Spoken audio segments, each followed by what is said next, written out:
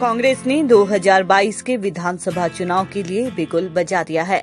कांग्रेस ने सरकार की नीतियों, महंगाई के खिलाफ जन आक्रोश रैली निकाली। रैली में कांग्रेस के हिमाचल प्रभारी राजीव शुक्ला, पूर्व मुख्यमंत्री वीरभद्र सिंह विशेष तौर पर मौजूद रहे।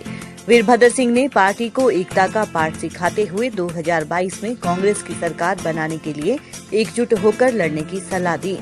हिमाचल प्रभारी राजीव शुक्ला ने कहा, जनता प्रदेश में वोटिंग के दिन का इंतजार कर रही है, क्योंकि भाजपा सरकार द्वारा किए गए वादे पूरे नहीं हुए हैं।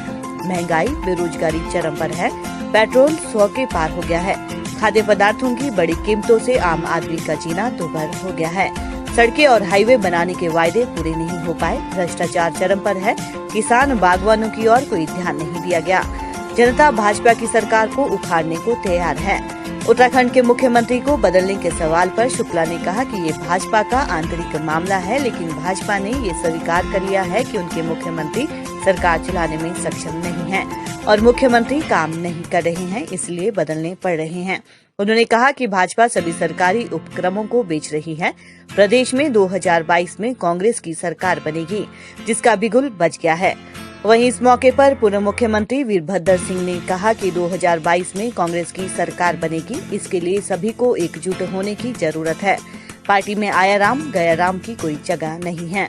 पूर्व मुख्यमंत्री वीरभद्र सिंह ने प्रदेश के बड़े नेताओं और विधायकों को नसीहत देते हुए कहा कि कांग्रेस की मजबूती के लिए सबको एकजुट होने की जरूरत है। संगठन में आया राम गया राम वाले नेताओं को कोई जगह नहीं होनी चाहिए। 2022 में प्रदेश में कांग्रेस ही पार्टी सरकार बनाएगी।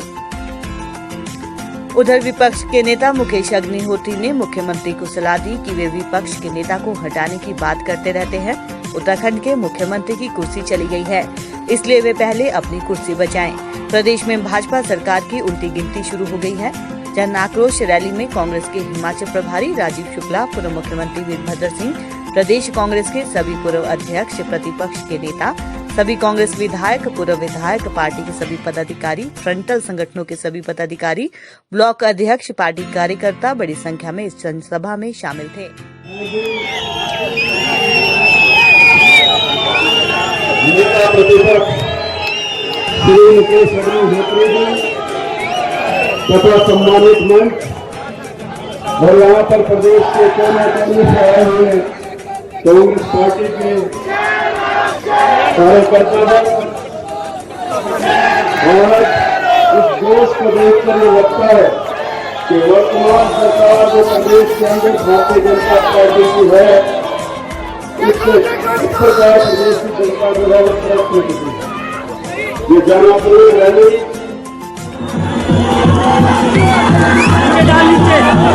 टेबल के नीचे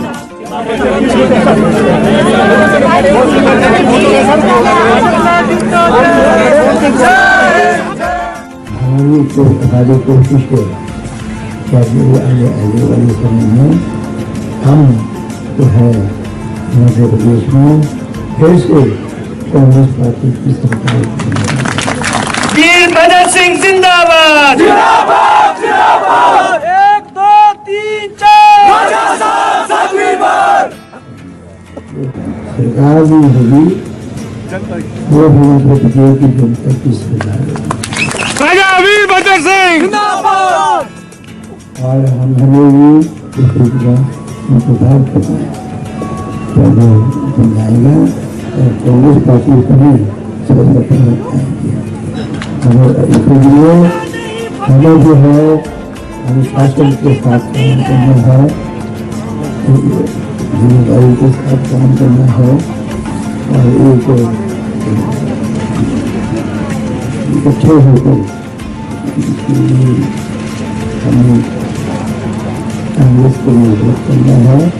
ये हम सब तक उसका भी इसका भी और उसका भी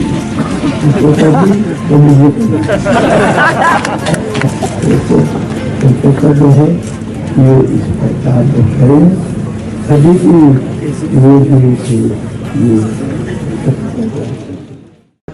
ऐसा है कि आज एक रैली की गई, जिस ढंग से हिमाचल प्रदेश के विधायकों को बाहर निकाला गया था, उसके चलते ये प्रयोजन करने का फैसला किया गया था।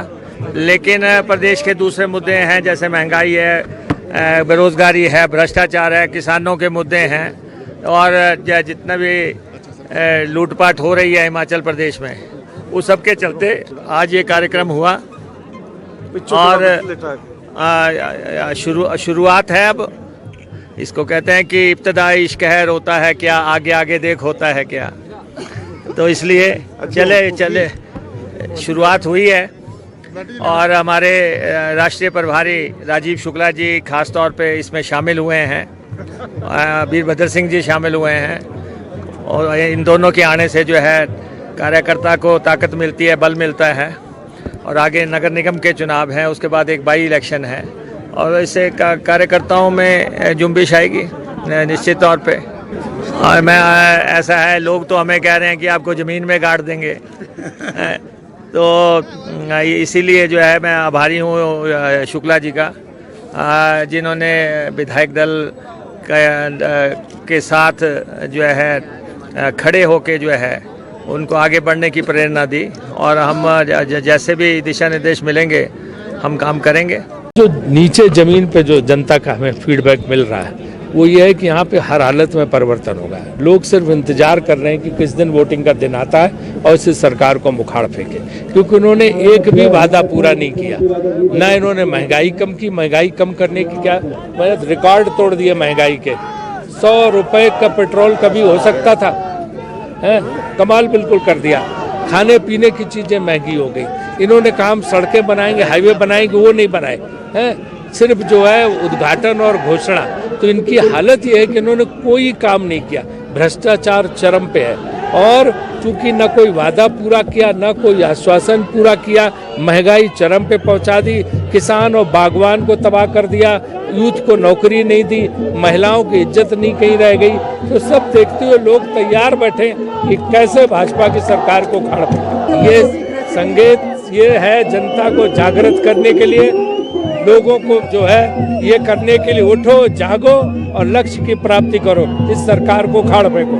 आज से 2022 में सत्ता परिवर्तन का बिगुल बज गया। ये हर जगह जितने पिछले 70 साल में देश की जनता के पैसे पे सरकार ने बनाए थे, ये सबको बेचे दे रहे हैं। और हालत ये कर दी है कि जब सब बेच दोगे आप, जितनी सरकारी कंपनियां हैं, सरकारी प्रतिष्ठान है, सरकारी जो इदारे हैं, तो फिर बचेगा कैसे? सरकारी दफ्तर बच जाएगा और तो कोई बचेगा नहीं। तो फिर क्या फायदा कि एक तरफ महंगाई से भी पैसा कर बढ़ा के पैसा इकट्ठा कर लो और दूसरी तरफ पुरानी संपत्तियां भी बेच रहे हो।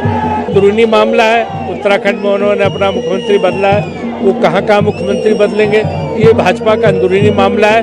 वो जो तय करे, उनको भी समझ में आ रहा है कि उनके मुख्यमंत्री काम नहीं कर पा रहे हैं, जनता में छवि खराब है, अलोकप्रिय हो गए, इसलिए बदल रहे हैं।